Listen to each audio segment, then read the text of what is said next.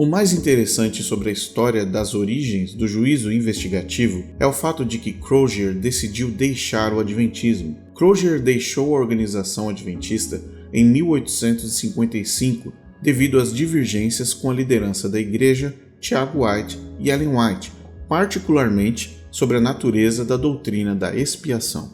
Em 1904, Crozier, o homem que havia iniciado toda a euforia ao redor da visão de Hiram Edson, escreveu um artigo no jornal The Daily Messenger, dizendo: "O que foi escrito no artigo de 1846 no The Daily Star foi que o modelo e as atividades do santuário terrestre não fornecem desculpas para a teoria de que a porta da graça foi fechada em 22 de outubro de 1844, ou que ela jamais será fechada. Essa teoria foi um erro terrível. Foi publicado, sim, de forma solene na época e tem sido fanaticamente aderida por mais de 58 anos e apoiada por pretensas visões divinamente inspiradas, e se tornou a pedra angular de uma das mais fortes seitas adventistas." Em outro artigo, Crozier escreveu: "O objetivo do artigo do santuário era apoiar a teoria de que a porta da graça estava fechada, uma teoria que eu e quase todos os adventistas que adotaram a mensagem de William Miller sustentamos de 1844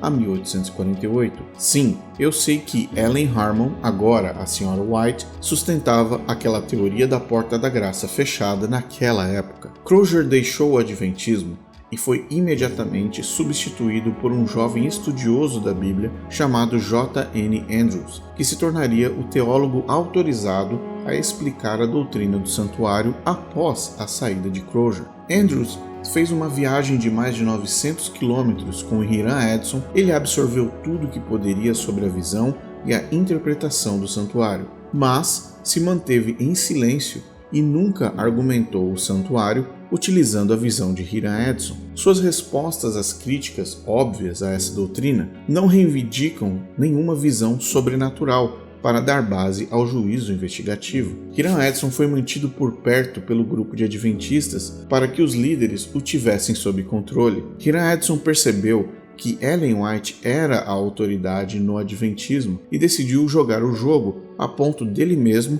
alterar pontos importantes da sua visão ao longo do período em que esteve servindo à organização, justamente para favorecer as doutrinas que haviam sido desenvolvidas com base na visão que ele supostamente teve. Na literatura adventista, entre os anos de 1845 e 1852, apenas Crozier recebeu crédito pela estrutura da doutrina do santuário. Hiram Edson apareceu apenas como um contribuidor financeiro para a publicação de Crozier, e não foi sequer mencionado como o visionário iniciador. Os fundadores adventistas esconderam Hiram Edson do público até 1892. A visão de Edson nunca foi mencionada em nenhum artigo de jornal até esse ano, o que deu tempo suficiente para que Ellen White pudesse se sentar na cadeira oficial de visionária da organização. O próprio Edson, que publicou artigos e panfletos apoiando essa doutrina, em nenhum lugar mencionou a própria visão, o que revela uma característica de comportamento bastante estranha e questionável. Ele relatou várias experiências sobrenaturais em suas cartas enviadas ao jornal The Present Truth, em dezembro de 1849, sem referência, porém, à mais importante de todas, a visão do milharal. A ele foram dados cargos nos jornais da organização como um suposto editor. No entanto, ao longo de quase 20 anos servindo a Igreja Adventista do Sétimo Dia, Hiram Edson, o visionário responsável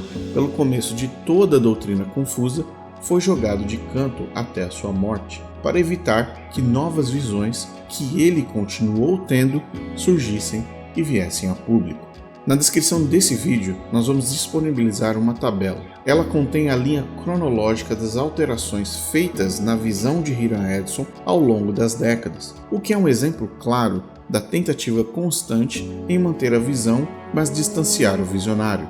Após 1851, a doutrina da Porta da Graça Fechada foi deixada de lado, mas, alguns anos depois, ela foi reintroduzida, só que agora após o julgamento investigativo, e haverá novamente o fechamento de uma nova Porta da Graça, onde ninguém mais poderá ser salvo segundo os adventistas. A última memória de Hiram Edson ainda está repleta de contradições e mistérios. Recentemente, no começo do século XX, um documento chamado O Manuscrito de Hiram Edson veio à tona. O Manuscrito de Hiram Edson é um documento que conta a história da visão de Edson e suas consequências. O manuscrito foi escrito à mão em 6 folhas de um caderno amarelo e provavelmente foi escrito entre 1866 e 1873, muitas décadas depois do grande desapontamento de 844. O manuscrito não foi assinado e nem datado. A primeira menção do manuscrito foi encontrada em um artigo do Youth Instructor,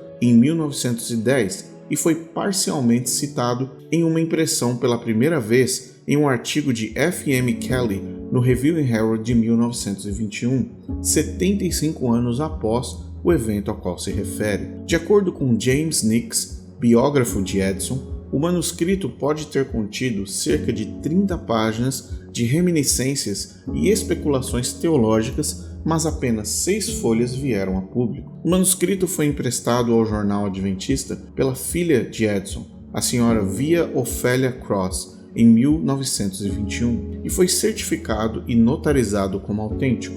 No entanto, os editores adventistas se recusaram, por alguma razão desconhecida, a publicar o manuscrito inteiro, exceto a seção autobiográfica. Edson havia registrado o manuscrito e insistiu que fosse publicado na íntegra, mas permaneceu inédito e pode ter contribuído para sua saída temporária do adventismo no ano de 1870. No geral, o manuscrito de Hiram Edson é um documento significativo, mas elusivo, que lança luz sobre um dos eventos-chave na história da Igreja Adventista do Sétimo Dia. Sua publicação parcial e controvérsia refletem as tensões entre a revelação pessoal e a autoridade institucional, bem como os desafios de preservar e interpretar registros históricos. Apesar de suas limitações e incertezas, o manuscrito continua a intrigar estudiosos e crentes que buscam entender as origens e o desenvolvimento do movimento adventista e suas crenças. Na Igreja Adventista,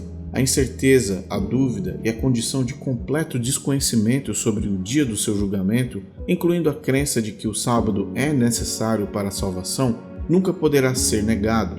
Faz com que milhões de pessoas permaneçam no adventismo buscando um perfeccionismo inalcançável, como o jovem rico que procurou Jesus. Milhares de pessoas vivem no adventismo com medo de já estarem perdidas. Funerais de adventistas do sétimo dia são repletos de dor, pela perda da pessoa querida, mas também pela completa incerteza de que aquela pessoa, naquele caixão, estará no céu com Cristo. O juízo investigativo é uma das doutrinas mais dominantes em todas as religiões, porque além de não entregar boas novas, te deixa sozinho e distante da graça de Cristo. Lembre-se do que Ellen White disse: cada palavra, cada ato, cada pensamento deve resistir ao teste do julgamento.